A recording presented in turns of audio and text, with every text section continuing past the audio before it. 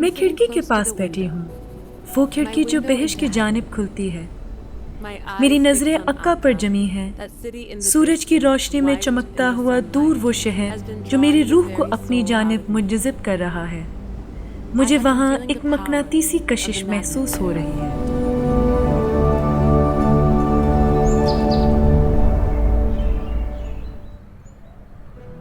رضوان 2019 کے موقع پر بیت العدل اعظم اس لمحے کو یاد کرتے ہیں جب محبوب سرکار آقا اس دنیا کی قید سے آزاد ہو گئے تاکہ آسمانی عظمت و شان کے محلات میں اپنے والد اقدس کے حضور مشرف ہو سکیں۔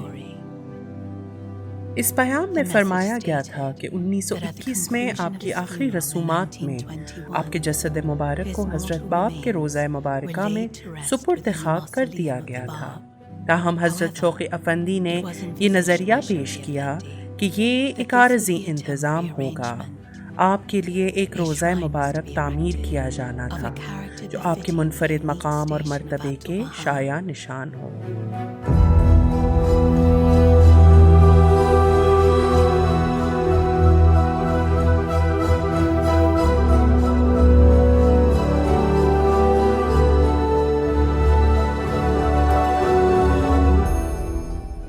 اپنے زیارت نامہ مبارکہ میں حضرت عبدالبہا فرماتے ہیں، مجھے احباب کی راہ گزر کا غبار بنا دے۔ یہ میرے لیے ایک رہنمائی تھی کہ روضہ مبارک کو کیسا ہونا چاہیے۔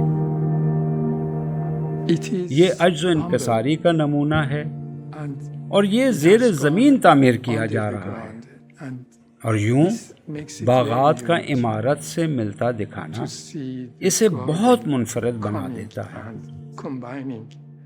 یہ ایک طرح سے عمارت اور باغ کا میل ہے۔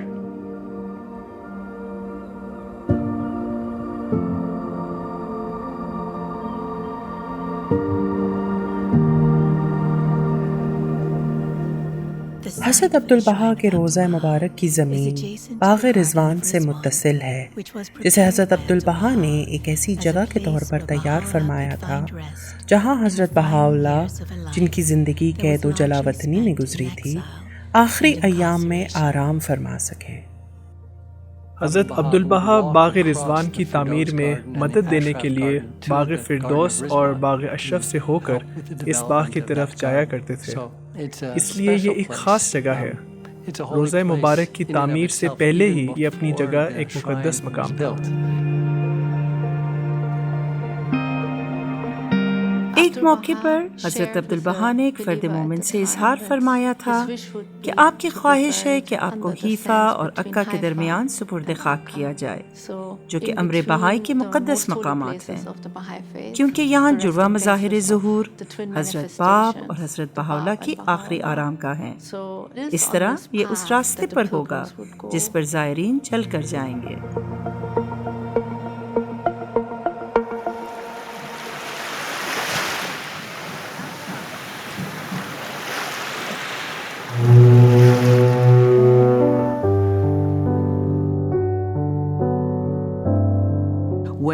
جب ابتدائی زائرین یہاں آتے اور وہ یہاں بحری جہاز کے ذریعے پہنچتے تھے اور حضرت عبدالبہا انہیں لانے کے لیے ایک بگھی روانہ کرتے تھے، تو وہ یہ بتاتے تھے کہ کس طرح بحیرہ روم کی لہریں بگھی کے پہیوں اور گھوڑوں کے کھڑوں سے ٹکراتی تھیں۔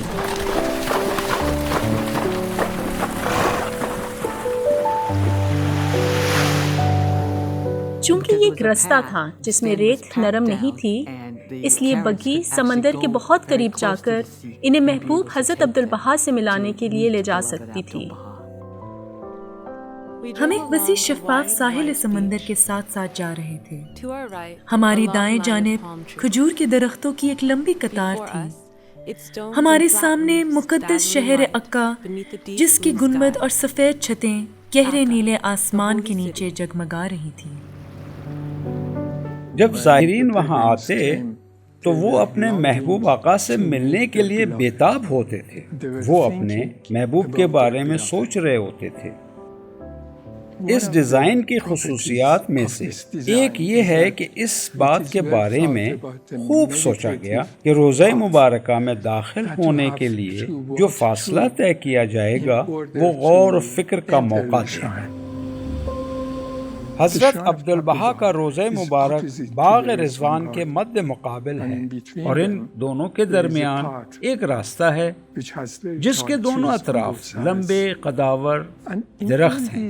اس تمام راستے میں کوئی چیز اس بات پر آپ کی توجہ اور غور و فکر میں خلل نہیں ڈالے گی کہ آپ کس سے ملنے جا رہے ہیں، ان کے صفات کیا تھی اور آپ ان سے کیا سیکھیں گے۔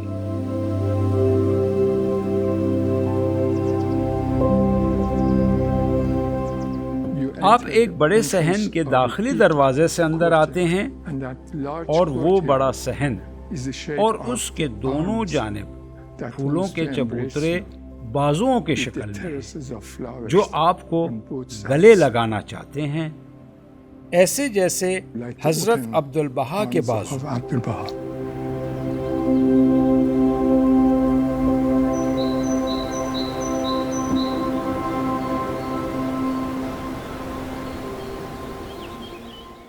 بیت العدل اعظم کے عالمی بہائی سماج کو اس منصوبے کے اعلان کے فوراً بعد روزہ مبارک کی تعمیر کا آغاز ہوا۔ بہت جلد پروجیکٹ آفس قائم ہو گیا اور اسی سال 2019 جون سے ہم یہاں کام کر رہے ہیں۔ لہٰذا اس پروجیکٹ کی بنیاد شروع ہی سے اتنی اہم رہی ہے کہ ہم نے کئی ماہ زمین کو ہموار کرنے میں لگائے، کیونکہ یہ بحیرہ روم کے قریب ہے اور یہ یقینی بنانا تھا کہ ہم ایک اہم قدم سے شروع کر رہے ہیں۔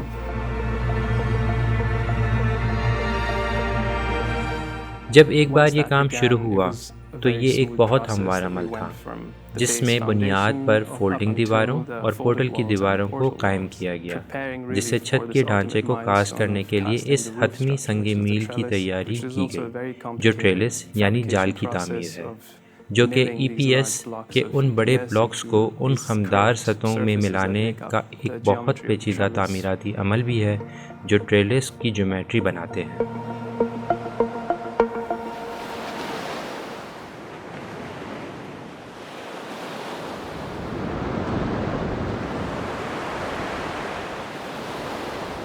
اپریل 2022 کے آغاز میں سائٹ پر ایک حادثے کی وجہ سے آگ لگ گئی۔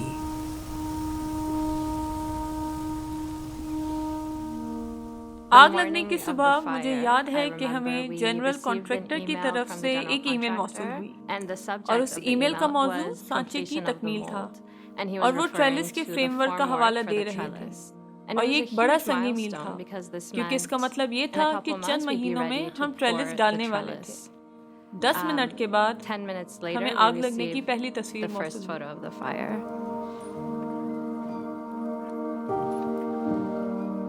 یہ ہمارے لیے ہضم کرنا واقعی مشکل تھا، نہ صرف ہمارے بلکہ سائٹ پر کام کرنے والے ہر شخص کے لیے بھی، کیونکہ جو کام وہ کر رہے تھے ان کی انہوں نے پوری ذمہ داری لی ہوئی تھی اور وہ واقعی ہمارے شراکت دار تھے۔ یہ اس بات کا ثبوت ہے کہ یہ پروجیکٹ ان سب کے لیے جن کے ساتھ ہم کام کر رہے ہیں کس قدر معنی رکھتا ہے، کس قدر انہوں نے اس عظیم الشان پروجیکٹ کا حصہ ہونے کی اہمیت کو سمجھا ہے، اور یہ کہ روزہ مبارکہ پورے عالم بہائی کے لیے کیا معنی رکھتا ہے۔ اور جو بات فوراً میرے دل میں آئی وہ یہ تھی کہ حضرت عبدالبہا نے بھی ایک روزہ مبارک تعمیر فرمایا تھا۔ آپ نے حضرت باب کا روزہ مبارک تعمیر کروایا تھا اور آپ نے فرمایا تھا کہ اس عمارت کا ہر پتھر میں نے بے انتہا اشکوں کے ساتھ اور بہت ہی بڑی قیمت ادا کر کے قائم کیا، اور یوں ان الفاظوں کو یاد کرنا میرے لیے قوت اور آسرا تھا۔ کچھ مقامی لوگ جو میرے آس پاس کھڑے تھے وہ سب رو رہے تھے۔ میرے ذہن میں صرف ایک ہی چیز تھی، آگ بجھ جانے کے بعد کیا ہوگا اور دھواں چھٹنے کے بعد میرا پہلا قدم کیا ہوگا۔ اگلا دن ہفتے کا تھا۔ صبح کے 10 بجے ہماری پروجیکٹ مینیجر کے ساتھ آفس میں ایک میٹنگ تھی، اور یہ مجھے ایسے یاد ہے جیسے کل ہی کی بات ہو۔ انہوں نے کہا یہ ایک حادثہ تھا جو ہو گیا۔ اب ہم آگے بڑھیں گے۔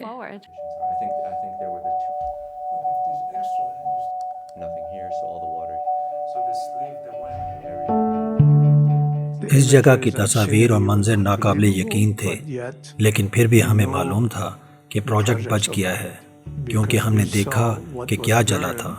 وہ سب سجاوٹیں تھیں، نہ کہ ساخت کا حصہ۔ سائٹ کو محفوظ بنانے کے بعد ہمیں جو پہلا قدم اٹھانا پڑا وہ ان سرکاری عہدیداروں کے ساتھ تعاون کرنا تھا جن کی ذمہ داری آگ لگنے کی وجوہات کا پتہ لگانا تھا۔ ہماری ترجیح پڑوسیوں اور وہاں کام کرنے والے لوگوں کی حفاظت کو یقینی بنانا تھا۔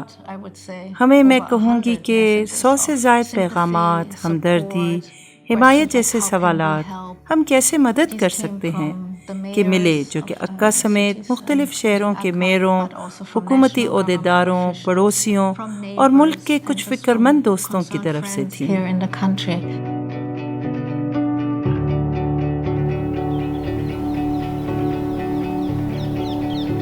ہمیں بہت افسوس تھا کہ ایسا ہوا۔ اسے دیکھنا بہت مشکل تھا۔ میں جانتا تھا کہ وہ اسے ٹھیک کر لیں گے، میں جانتا تھا وہ اسے زیادہ بہتر بنا لیں گے، لیکن اس وقت یہ بہت مشکل محسوس ہوا۔ پہلے جنگ عظیم کے فوراً بعد ہی حضرت عبدالبہا نے یہاں بہت فعال کردار ادا کیا۔ آپ نے یہاں کے لوگوں کی فلاح و بہبود کے تحفظ کے لیے ایک مرکزی کردار ادا کیا، انہیں اس سرزمین پر پڑنے والے قید سے نجات دلائی۔ یہ آپ کے لیے تعمیر کیا جانے والا ایک شاہیہ نشان روضہ مبارکہ ہے۔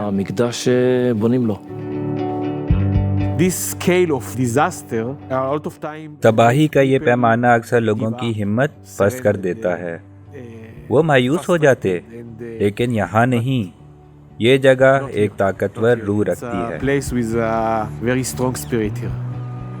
ہم نے اس پروجیکٹ کو جاری رکھا کیونکہ اس پروجیکٹ کے مالکان بلند عظیم ادارے سے بھرپور تھے۔ ہمیں اس بات پر یقین تھا کہ ہم اس پروجیکٹ کو جاری رکھنا ہے، لہٰذا ہم سب نے یکجا ہو کر اس پروجیکٹ کو آگے بڑھایا۔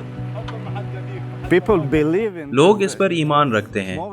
اس روضہ مبارک کی عمارت کے پیچھے تعمیری عمل سے زیادہ ایک روح کار فرمان تھی۔ میرے خیال میں یہ نہ صرف بہائیوں کے لیے ایک اہم پروجیکٹ ہے بلکہ تمام قریبی پڑوسیوں اور پورے شہر کے لیے ایک اہم پروجیکٹ ہے۔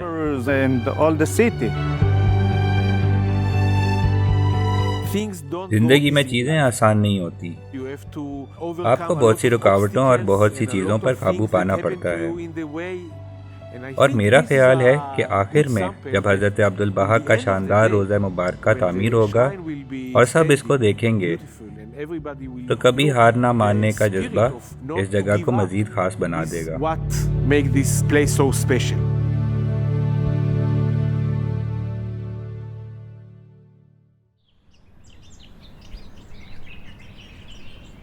جولائی 2022 میں ایک بار جب تمام ضروری معائنے مکمل ہو گئے تو پروجیکٹ کی ٹیم نے سائٹ کی صفائی اور تباہ شدہ حصوں کی مرمت کا کام شروع کر دیا۔ ایک سادہ سا کام یہ تھا کہ سائٹ کی صفائی کی جائے، یعنی ملبے کو ہٹایا جائے اور پھر دیواروں کو دھویا جائے، جہاں ضرورت ہو وہاں سینڈ بلاسٹنگ کی جائے۔ لہٰذا سائٹ کو مکمل طور پر صاف کیا تاکہ ہم دیکھ سکیں۔ کنکریٹ کی ساخت اپنی جگہ پر قائم تھی، اور اس بات کو یقینی بنانے کے لیے ابتدائی چند ہفتوں کے دوران کافی ٹیسٹ کیے گئے۔ اسے کور ٹیسٹ اور ڈرلنگ ٹیسٹ کہتے ہیں، جیسے ساخت کے انجینئر نے تجویز کیا تھا۔ کیونکہ اس سطح پر نقائص سے پاک ڈھانچے کی ضرورت تھی، تو ہم نے فیصلہ کیا کہ بہتر یہی ہوگا کہ کالموں کی اثر نو تعمیر کریں، حالانکہ وہ ساختی طور پر مضبوط تھے، اور اس طرح ہم اصل ڈیزائن سے جڑے رہے اور ہمیں سنگ مرمر کے چادر کی پیداوار کو تبدیل کرنے کی ضرورت بھی نہیں پڑی۔ ہم اس موقع کو پہلے سے کیے گئے کاموں کو بہتر کرنے، اس سے سیکھنے، اس سے ممکنہ نتیجہ حاصل کرنے اور جلدی اور زیادہ بہتر طور پر کرنے کے لیے استعمال کر رہے ہیں۔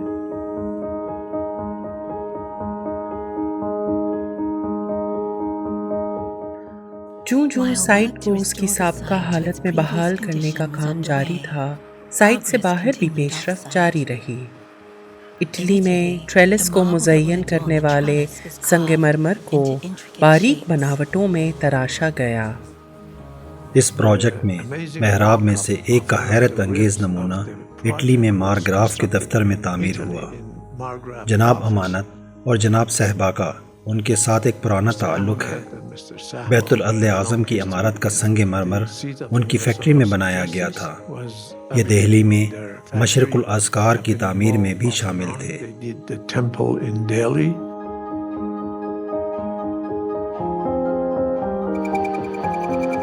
اسی دوران بہائی مرکز جہانی کے لوہار کی دکان پر عملہ اور مقامی کاریگر تیزی سے لیمپ پوسٹیں بنا رہے تھے جو دن میں باغات کو خوبصورت بنائیں گے اور رات میں انہیں روشن کریں گے۔ حضرت ولی عزیز کی طرف سے ہمیں ڈیزائن دیا تھا، اس لیے ہم میں سے کسی کے یہاں آنے سے بہت پہلے ہی لیمپ پوسٹ موجود تھیں۔ جو مواد ہمیں دیا گیا تھا ہمیں اسے انتہائی کمال تک پہنچانا ہے۔ اس سب تیاریوں کے پیچھے ایک ٹیم ہے جو کہ رضاکاروں اور مقامی لوگوں پر مشتمل ہے۔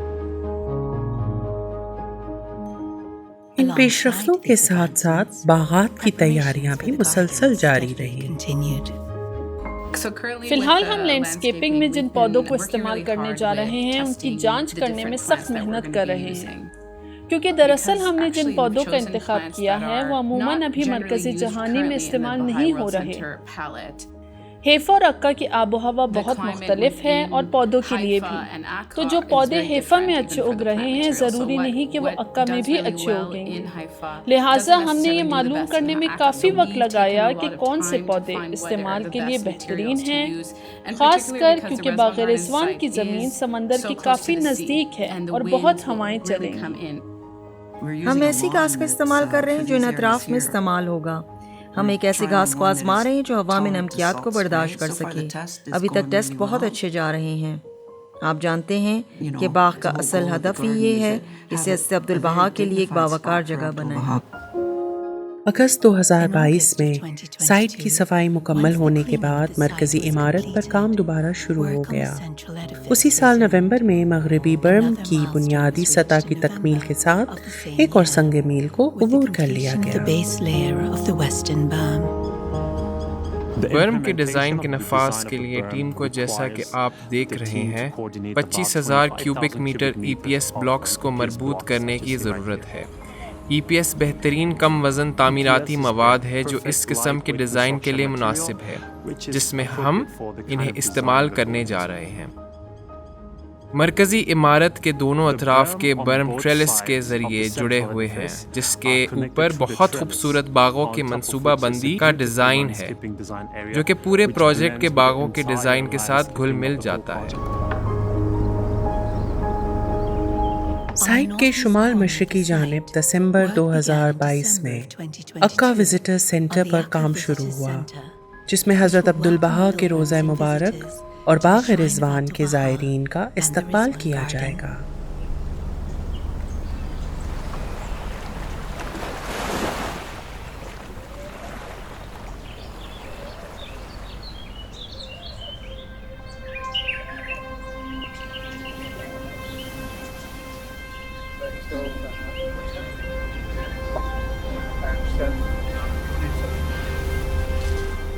یہ پروجیکٹ صرف سائٹ پر موجود لوگوں کی کاوشوں سے مکمل نہیں ہو رہا، بلکہ یہ دنیا بھر کے تمام بہائیوں کی کوششوں کے ذریعے بھی جو اس کی تکمیل کے لیے اپنی حمایت اور دعاؤں کی پیشکش کر رہے ہیں۔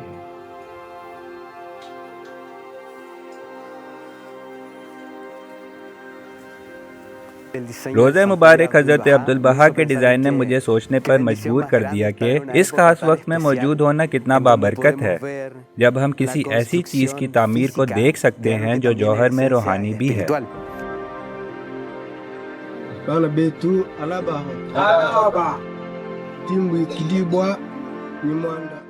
حضرت عبدالبہا کی زندگی پر غور و فکر ہمیں امید اور استقامت بخشتا ہے، کیونکہ ہم آپ کے بے لوث محبت، آپ کے مسلسل خوشی اور خدمت کے لیے آپ کے عزم کے اثرات دیکھ سکتے ہیں۔ ہم ہمیشہ حضرت عبدالبہا کی ہستی کی جانب رخ کرتے ہیں۔ اگر ہم اس مثال کو یاد رکھیں تو اختتامی نقطے کو دیکھنا آسان ہے۔ آپ کی آنکھیں ہمیشہ افق پر جمی رہتی تھیں، آپ کی نظریں ہمیشہ منزل مقصود پر مرکوز رہتی تھیں۔ آپ ایک مقصد طے فرماتے تھے اور چاہے کوئی بھی رکاوٹ ہو آپ کو اس مقصد سے ہٹا نہیں سکتی تھی۔ اگر ہم آثار مبارکہ کو پڑھتے رہیں اور حضرت عبدالبہا کے نقش و قدم پر چلیں تو معاشرتی ترقی کی قوتوں کو اجرا کر پائیں گے۔ حضرت عبدالبہا کی زندگی اور آپ کے مثالی اعمال ہر چیز کو ایک تناظر بخشتے ہیں۔ جب آپ حضرت عبدالبہا کے بارے میں کہانیاں پڑھتے ہیں، حضرت عبدالبہا کے بیانات اور آپ کی تحریروں کو پڑھتے ہیں تو آگے بڑھنے کا راستہ زیادہ دستیاب ہو جاتا ہے۔ آپ سب عبدالبہا کے دل میں رہتے ہیں، آپ ہر لمحہ ہمارے ساتھ ہیں۔ یہ کس قدر منفرد اور حیرت انگیز محبت کی داستان ہے۔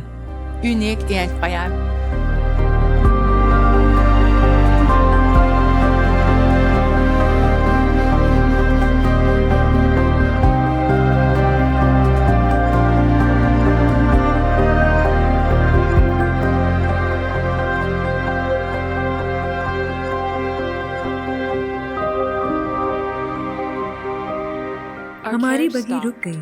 میں جانتی تھی کہ ہم سرکار آقا کے دروازے پر ہیں۔ میرا دل دھڑکنا تقریباً بند ہو گیا تھا۔ مجھے ایسا لگا کہ ہم بہت جلد پہنچ گئے ہیں، بہت اچانک، اور میں ابھی تیار نہیں تھی۔ اسی وقت ایک آواز آئی، سرکار آقا باغ میں تشریف فرما ہے۔